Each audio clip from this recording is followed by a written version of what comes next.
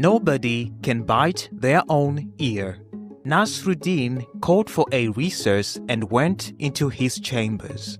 He tried to bite his own ear but only succeeded in falling down and bruising his forehead. Please continue watching to find out more.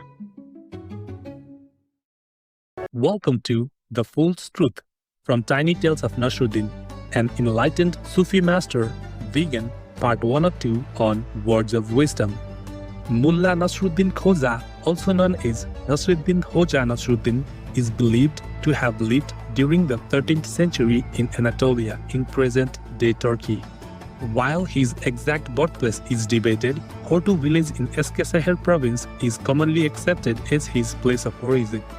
He is thought to have received his education in Sivrihisar and Konya, where he studied Islamic jurisprudence and Sufism.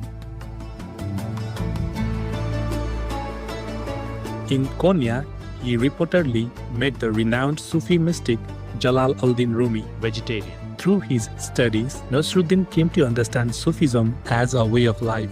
It is a spiritual practice in which one's deeper identity or essential self exists beyond the superficial personality and is in harmony with the source of life. He later served as an imam and then as a judge in Aksir, where his humorous anecdotes and wise judgments earned him widespread recognition. Mullah Nasruddin Khoja, also known as Nasruddin Hoja, is a legendary figure in Islamic folklore, celebrated across Turkey, Iran, Azerbaijan, and Central Asia. Often portrayed as a wise fool, he uses humor and satire to challenge social norms and share timeless moral lessons. Over the centuries, his tales have spread throughout the Middle East, South Asia, and Central Asia. In recognition of his enduring influence, UNESCO declared 1996 and 1997 as the International Year of Nasruddin.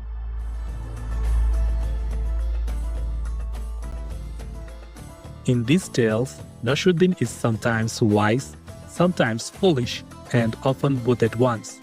The 200 stories in this book are just a glimpse of a rich and enduring tradition. Each one is exactly 100 words long, delivering sharp insight through playful encounters. With humor and absurdity, Nasruddin reveals human follies, sparks reflection, and uncovers unexpected truths. These tiny tales offer timeless wisdom in a light, accessible, and engaging format. We are honored to present excerpts from Tiny Tales of Nasruddin by Laura Gibbs. Each brief tale offers a playful look at human nature, challenging expectations and revealing unexpected truths. Some stories between 20 to 29. Biting your own ear. A wife dragged her husband into Nasruddin's courtroom. "He beat my ear," she shouted. "You beat your own ear," the husband shouted back at her. "Impossible," the wife replied. "Nobody can bite their own ear." Nasruddin called for a recess and went into his chambers. He tried to bite his own ear, but only succeeded in falling down and bruising his forehead. Nasruddin returned to the courtroom. "Take the wife. Does she have bruises on her forehead?" There were no bruises. "I therefore conclude the wife did not bite her own ear," said Nasruddin. "The husband is guilty as charged." 21. Nasruddin and the Case of the Cow. Nasruddin's neighbor came running up, shouting loudly. "There's been a terrible accident," he said to Nasruddin. "What happened?" asked Nasruddin, alarmed. "Your ox got loose and gored my cow to death," the neighbor explained. "Someone will have to pay." "What do you mean?" replied Nasruddin. "Surely you can't hold me responsible for what my ox did to your cow." "Oh," said the neighbor, "I apologize. I must have gotten my words mixed up. I meant to say that my ox got loose and gored your cow to death." "Oh," said Nasruddin, "that changes everything. Someone really will have to pay." 22. Payment in kind. Nasruddin's neighbor stormed into Nasruddin's house. "I demand justice," the neighbor shouted. "Just now your dog viciously attacked my wife and beat her on the foot. You're going to have to pay." "Don't worry," Nasruddin replied calmly. "We can easily arrange payment in kind." "What do you mean?" asked the neighbor. For example, I could send my wife to your house and your dog could bite her on the foot, Nasruddin explained. There is also this option, your wife could come over here and she could bite my dog on the foot. I'll let you decide what would be best. 23. Nasruddin takes sides. Two men who were quarreling came to Nasruddin. Please help us, Nasruddin, said the first man. We need you to judge between us, said the second man. The first man presented his case and when he was done, Nasruddin exclaimed, You're right. The second man shouted, You haven't even listened to my side of the story. That man then presented his case and when he was done, Nasruddin exclaimed again, You're right. Nasruddin's wife, who had listened to the whole thing, remarked, They can't both be right. Nasruddin looked at his wife and exclaimed with a smile, You're right too. 24. Good Goose, Bad Goose. Nasruddin had a bad-tempered goose that was always hissing and trying to bite him, so he took the goose to the market to sell. As he handed the goose to the goose broker, Nasruddin warned him, This is a badly behaved goose, be careful. Don't worry, the broker said, I'll get you a good price. The broker then began yelling, Buy the best goose here, a fine goose, good-natured goose, buy the best goose here. Nasruddin snatched his goose back from the broker. I'm not selling this goose at any price, he exclaimed. I never knew what a good goose I had. 25. Nasruddin and the Ocean. Nasruddin once took a long journey all the way to the ocean's edge. This was the first time he had seen the ocean. He was astounded by the water stretching to the horizon and the rise and fall of the waves mesmerized him. He then bent down to take a drink and immediately spat it out. Disgusting, he yelled. Luckily, I've got some real water here with me. He reached for his water flask and poured some fresh water into the ocean. It's true that you look very impressive, he said, but you need to learn what real water tastes like. 27. Nasruddin's Eggplant Necklace. Nasruddin was traveling with a large caravan full of strangers. To make it easy for everyone to recognize him, he wore a string of eggplants around his neck. Everyone started calling him Mr. Eggplant, but at least they all knew at a glance who he was. One night, the person sleeping on the ground next to Nasruddin decided to play a joke. He took Nasruddin's eggplant necklace and put it around his own neck. When Nasruddin woke up, he saw the eggplant necklace around the other man's neck. If that is me, he thought to himself, then who am I? 28. Nasruddin visits a town for the first time. Nasruddin was visiting a new town for the first time. He didn't know anybody in the town, and he wasn't sure what to do or where to go. It made him feel uneasy. He decided to enter the first door he found open, a carpenter's shop. Hello, said the carpenter. Hello, replied Nasruddin. Did you see me just now walk into your shop? Yes, replied the carpenter, not sure what Nasruddin was getting at. And have you ever seen me before? Asked Nasruddin. No, I have never seen you before, admitted the carpenter. Then how did you know it was me? 29. The Sky in a Distant Land. Nasruddin went on a long journey to visit a friend who now lived in a distant city. As they sat up on the roof of his friend's house, enjoying the coolness of the night air, Nasruddin stared up at the stars in amazement. Oh, said Nasruddin. Ah. Then he looked at his friend and said, How do you think they did that? How did who do what? Asked Nasruddin's friend, baffled by Nasruddin's reaction. The sky painters, Nasruddin replied. How were they able to make such a perfect copy here of the sky that I see each night at home? Welcome to The Fool's Truth from Tiny Tales of Nasruddin, an enlightened Sufi master, vegan, part 2 of 2 on Words of Wisdom. Today's show is dedicated to the International Nasruddin Hoja Festival, celebrated each year from July 5th to July 10th in his hometown. Nasruddin Hoja is cherished as a beloved Sufi philosopher and folk hero, known for his wit, wisdom, and timeless humorous tales. Celebrating the venerated enlightened master Mullah Nasruddin Hoja, vegan, with gratitude, love, and praise.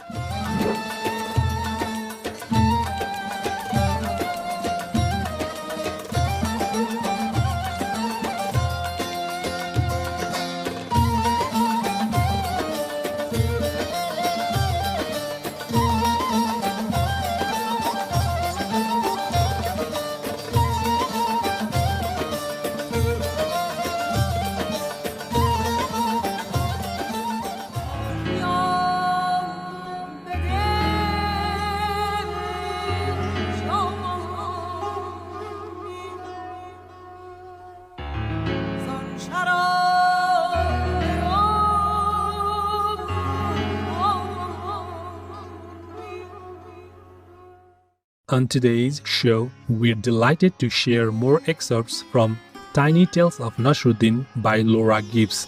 A Nasruddin's story usually has a subtle humor and a pedagogic nature. Stories 30 to 38. 30. Nasruddin rescues the moon. Nasruddin was walking home late one night when he stopped at a well to drink some water. As he stared down into the well, he saw the moon. "Hang on, moon," he shouted. "I will rescue you." He lowered the bucket into the well, but as he tried to maneuver the bucket into just the right spot so the moon could climb in, he stumbled on the hem of his rope and fell over backwards. He then saw the moon up in the sky. "I did it," he exclaimed happily. "You need to be careful you don't fall down again, moon." 31. The sun or the moon. There was an argument going on at the coffee house as usual. This time, Nasruddin and his friends were arguing about the sun and the moon. "Which do you think is more valuable?" Nasruddin asked. "The sun or the moon?" "What a stupid question, Nasruddin," they all shouted at him. "The sun is more valuable by far." Nasruddin shook his head. "I disagree. Are you saying the moon is more valuable than the sun? How can that be?" they asked. "Isn't it obvious?" Nasruddin replied. "The moon is more valuable because we need the light more at night when it's dark." 32. Nasruddin's house catches fire. Nasruddin's house happened to catch on fire while Nasruddin was in the coffee house. One of his neighbors came bursting in to tell him the bad news. "Nasruddin," he shouted, "come quickly, your house is on fire." Nasruddin jumped up and ran to see what had happened. It was true, his house really was on fire. Flames were shooting up into the air and the whole structure was about to collapse.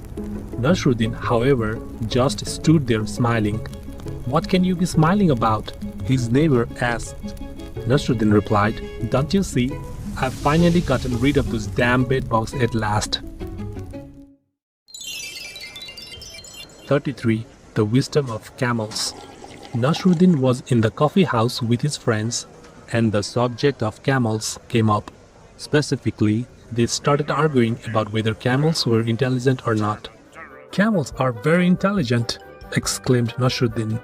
"In fact, I would say that camels are more intelligent than people are." "What makes you say so?" asked one of Nasruddin's friends. "A camel carries heavy loads, but he never asks for another load in addition to what he carries," replied Nasruddin. "Most people, on the other hand, no matter how heavily burdened they might be already, are always eager to take on new obligations and responsibilities."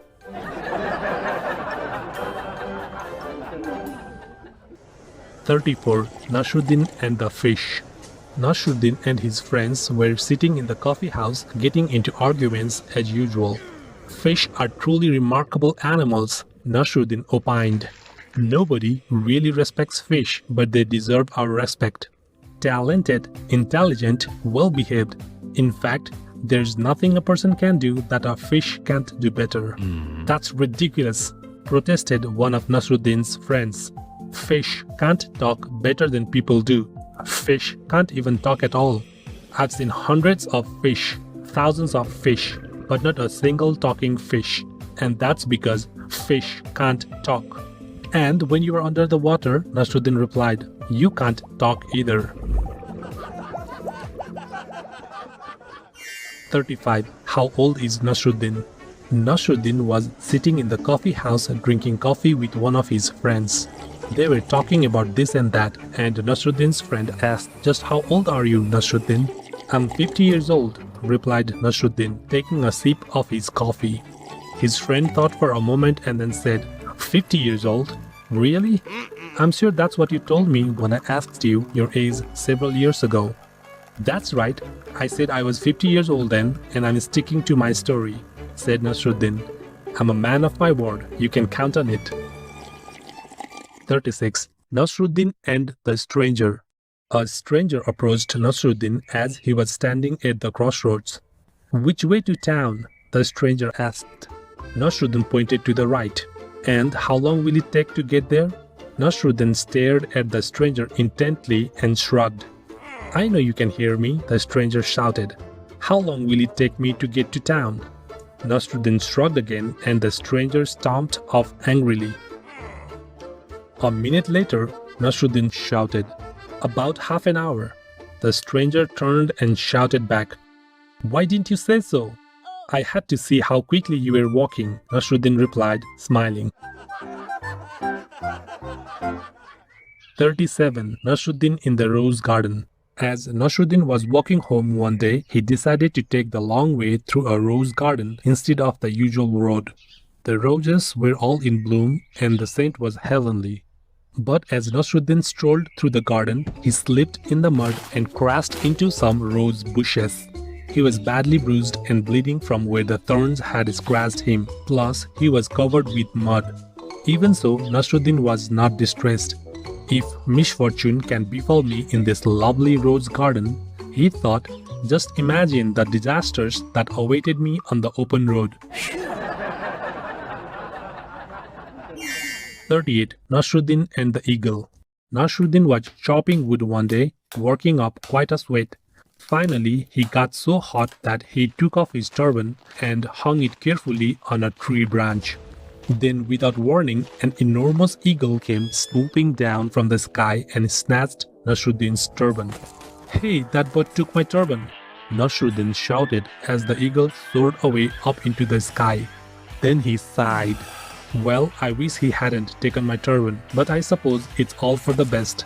If I hadn't taken off my turban just in time, the eagle would have carried me away too. For more information, please visit archive.org. If you are fed up in bed, try vegan. Thank, love, praise, and pray to the three reunited, most powerful, God, Timquotu, and the Son of God.